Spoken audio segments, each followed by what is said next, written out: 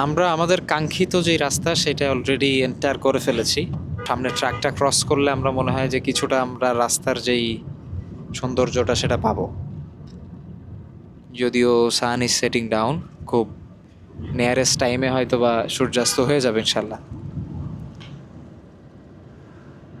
আমার একটা শেয়ারিং সেটা হচ্ছে শুধু ঘোরার জায়গা বলে না, আপনার দেখবেন যে টেস্ট বার্ড মানুষের চেঞ্জ হয়। কারো কারো ক্ষেত্রে ফ্রিকুয়েন্টলি চেঞ্জ হয়, কারো কারো ক্ষেত্রে স্লোলি চেঞ্জ হয়। যেমন আপনার একটা খাবার ছোটবেলায় হয়তো বা খুব পছন্দের ছিল, খাবারের টেস্ট সেম আছে, বাট আপনার এখন সেই খাবারটা সামনে থাকলে আপনি খেতে আগ্রহী না। এরকম দেখবেন যে আপনাদের নিজেদের সাথে অনেক সময় মিলে যাবে। এমন অনেক খাবার, এমন অনেক ব্যাপার থাকে যেই জিনিসগুলো হয়তো বা আমার আগে অনেক পছন্দের ছিল, বাট এখন সামনে থাকলেও সেই জিনিসটার যে গুরুত্ব আগে থাকতো সেটা এখন আর নাই। এটা মানুষের জীবনের ক্ষেত্রেও প্রযোজ্য, জীবনের সাথেও সামঞ্জস্যপূর্ণ এবং খাবারের ক্ষেত্রেও ঠিক তেমনভাবেই আজকে যেই রাস্তায় আমরা আছি এবং যেদিকে যাচ্ছি, বলা যায় যে মানে একদম উদ্দেশ্যহীনভাবেই জাস্ট রাস্তার উদ্দেশ্যেই আমাদের একটু আউটিং বা বের হওয়া। ভাই মসজিদ মনে হয়, দেখেন এখানে কোনোভাবে পার্ক করা যায় কিনা। আমরা আসরটা সেরে নিব ইনশাল্লাহ, দেন আবার হচ্ছে আমরা ব্যাক করব। আমাদের টাইম খুবই সংকীর্ণ। সামনে জায়গাটা মনে হয় সমতল আছে। গাড়ি ঢুকবে মনে হয়। হ্যাঁ ঢুকবে। So, আমাদের সমতল আর অসমতল নিয়ে চিন্তা করার দরকার।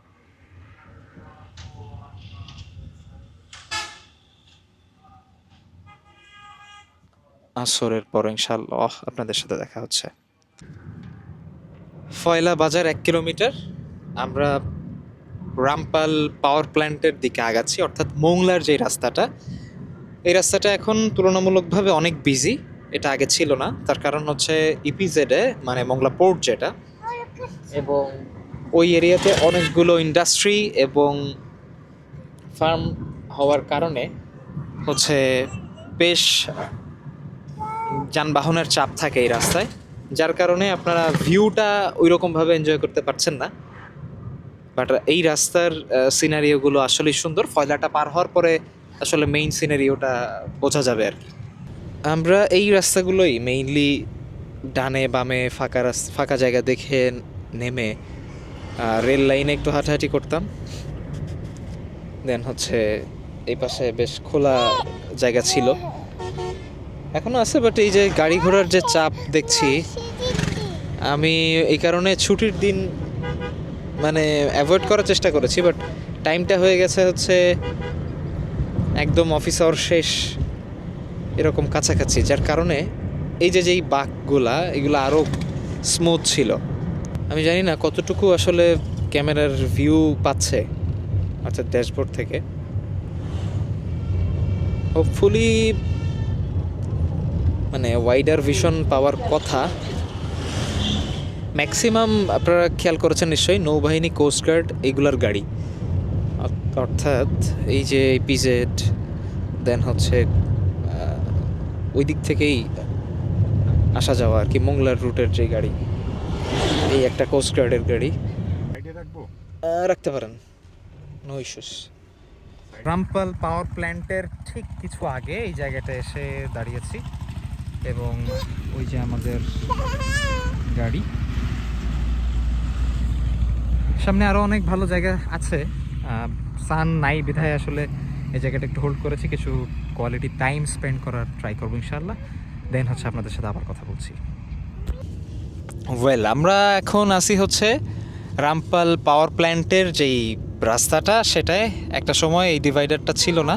অ্যান্ড এইখানে আমরা আসলে অনেক আসছি আগে আলহামদুলিল্লাহ। আর আজকে টুকটাক ঘোরাঘুরি করলাম, একদমই ন্যাচারাল যে ব্যাপারগুলো আছে সেইগুলোর সাথে নিজেদেরকে একটু কানেক্ট করার চেষ্টা করলাম।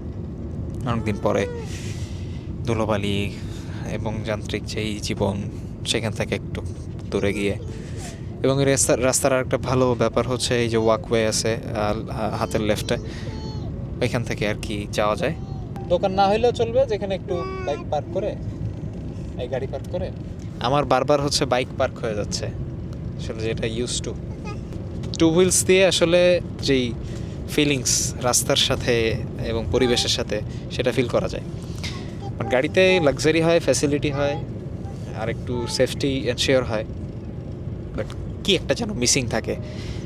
এই কি একটা মিসিং থাকে এটা আপনারা আমাকে জানাতে পারেন যে এটা কি মিসিং থাকে। আচ্ছা, এই হচ্ছে রামপাল পাওয়ার প্ল্যান্ট। সামনে আমি জানি না ক্যামেরায় দেখা যাচ্ছে কি না, একটা ওই যে চুল্লির মতন ধোঁয়া বের হচ্ছে।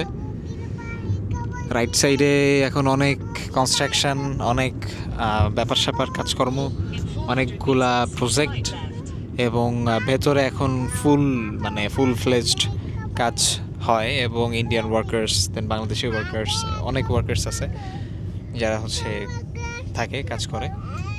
আর এই হচ্ছে ব্যাপার। আমরা গেট পর্যন্ত আসছি। হোপফুলি বোধহয় এখান থেকে আমরা ইউটার্ন নিব রামপাল পাওয়ার প্ল্যান্ট। আমাদের গাড়ি ইউটার্ন নিচ্ছে। রাইট নাও আমরা হচ্ছে Rampal power plant, as you can see. আর ওই যে ভেতরে দূরে হচ্ছে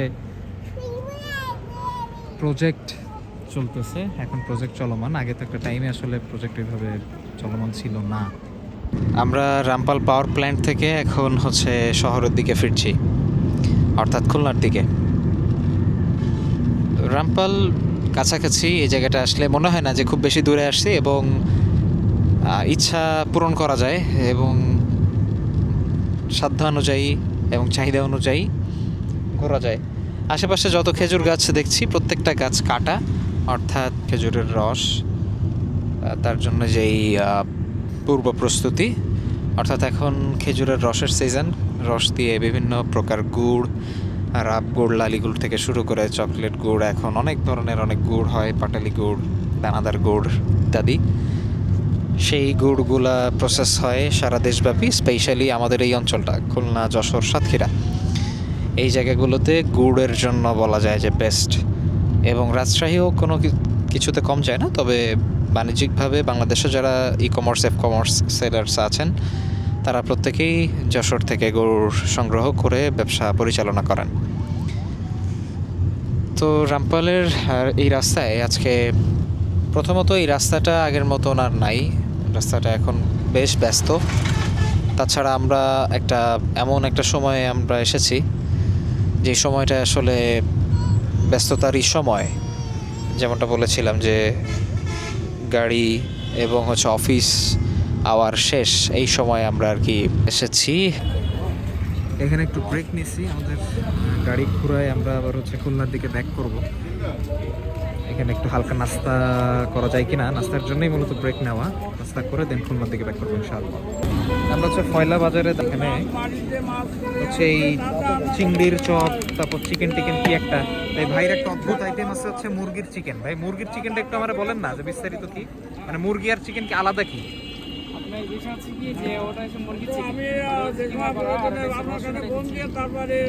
কিমা করা, এই কারণে হচ্ছে মুরগির চিকেন না। শুকনো মরিচও দিচ্ছেন তিনটা। আপনার আইটেম কি টোটাল তিনটা? আমার আইটেম আর শেষ হয়ে গেছে। শেষ মানে আপাতত তিনটাই আছে। আচ্ছা ঠিক আছে। রামপাল থেকে আমরা খুলনা ফিরছি। তো দেখেন এইটার যে টপ, এই ট্রাকের ডেফিনেটলি ওভারলোডেড, বাট ওর যেই মানে একেবারে কোথায় গিয়ে শেষ হয়েছে এটা বোঝা বড় দায়। আমি একটু ক্যামেরা নিচু করে দেখি, এই হচ্ছে ট্রাকের লোডের অবস্থা। এক সাইডে খানিকটা কাত, আপনারা বুঝতে পারছেন কিনা? হ্যাঁ, ক্লিয়ারলি ভিজিবল।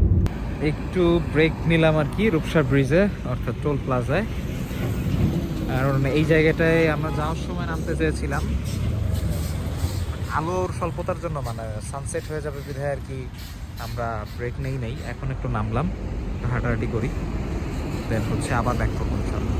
আমরা এখন আছি হচ্ছে রূপসা ব্রিজের টোল প্লাজায়, যেমনটা দেখছিলেন আপনারা।